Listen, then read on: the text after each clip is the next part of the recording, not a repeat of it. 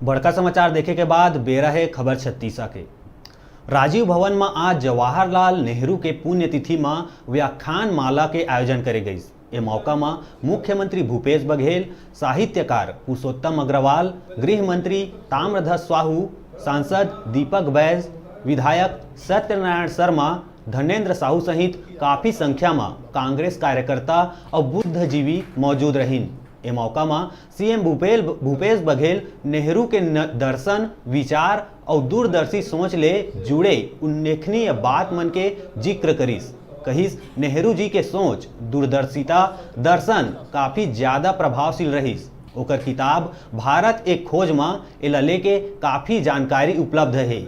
मुख्यमंत्री कहिस नेहरू जी ला देश के विभाजन ले जोड़ के विवाद पैदा करे के कोशिश करे जाते, लेकिन हकीकत यह है कि देश के विभाजन मोहम्मद अली जिन्ना कराए रहीस, जबकि विभाजन के सूत्रधार सावरकर रहीस।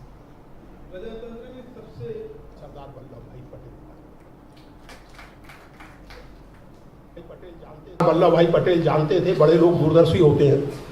सरदार वल्लभ भाई पटेल जानते थे कि मेरे जीवन काल में ही नहीं, आगे चल के भी ये खेल होंगे कि मेरे और नेहरू के बीच में परस्पर विरोध की कल्पना की जाएगी और जताया जाएगा कि पटेल महान थे, नेहरू गड़बड़ थे। नेहरू जी के 60वें साल के अवसर पर पटेल ने लिखा था कि हाँ, हम लोगों के बीच में मतभेद रहे, लेकिन इसमें कोई संदेह नहीं है कि हम लोगों ने परस्पर एक दूसरे के व्यू पॉइंट से एडजस्ट किया है, और इसलिए मुझे अपने आप को अपना नेता मानने में कभी कोई संकोच नहीं रहा। एडजस्टमेंट, अतिवाद का त्याग, मध्य मार्ग की कल्पना, मध्य मार्ग की खोज, और यहां नेहरू ठेठ भारतीय थे। हिंदू महासभा में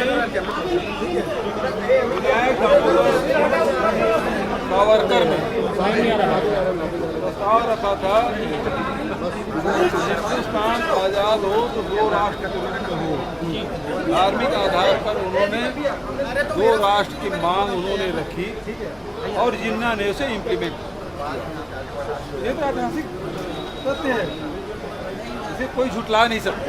सर, लेकिन शिवसेना तो इनकी भारत रत्न की मांग कर चुकी, भारत रत्न के लिए भी इनके लिए मांग कर चुकी। देखिए, सावरकर जी की जहाँ तक की बात है, देश के आज़ादी में लड़ाई लड़े थे, जेल हुआ था, रखा गया था। अंग्रेजों से उन्होंने एक बार नहीं, दर्जन बार माफ़ी मांगी, और जेल से छूटने के बाद कभी भी देश के आज़ादी के आंदोलन में उन्होंने भाग नहीं लिया, और 2 देश की कल्पना उन्होंने की थी। ये बात भी